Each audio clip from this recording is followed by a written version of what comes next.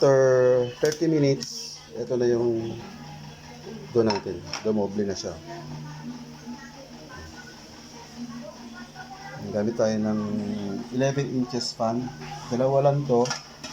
Kaya ito na lang siguro sa plato. Pero pag niluto at nilagay sa oven, kailangan nakalagay dito. Ito, transfer ko na lang. Kailangan natin ng timbangan para patay-patay yung size. Extra harina o flour. Lard, para lalagyan yung lard, lalagyan natin ng lard tong pan para hindi dumikit tong dough natin.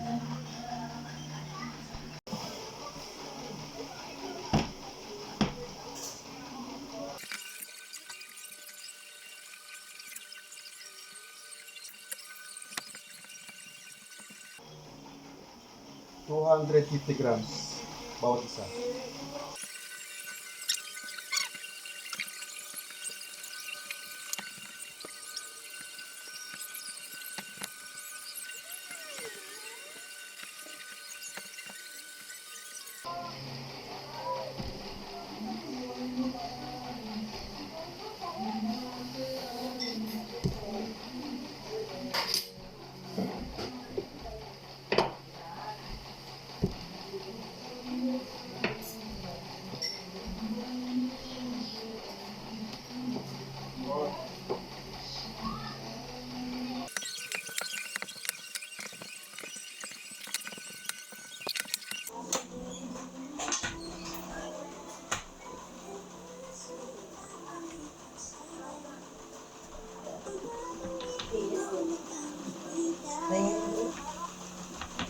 Hindi ba? Baka nakita ko dito.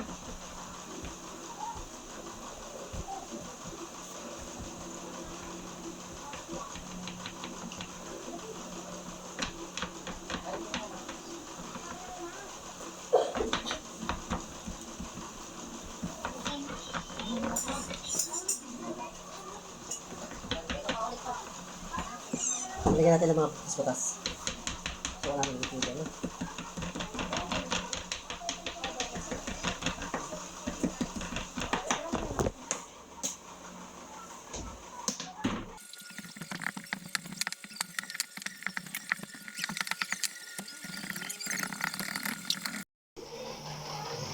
I-rest natin siya ulit para umansa. Ano natin yung plastic.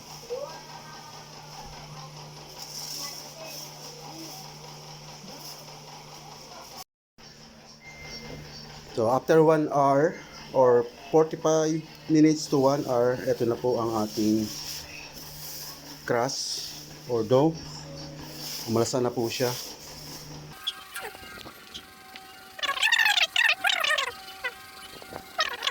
Ito siya luluto. Medyo maliit yung oven ko kasi wala na yung mga oven namin dito na i-dispatch na. So gagawin natin ng paraan. Ang kasya lang po sa ganitong oven mga 10 inches na pan. Ito kasi 11 inches. Medyo malawit siya, masikip.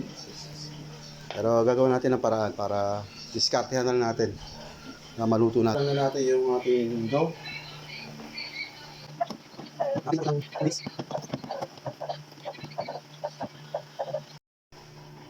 Okay. Okay. After 7 minutes, ito na yung ating pizza crust. Okay. So, ito na po yung ating crust, pre-cook crust.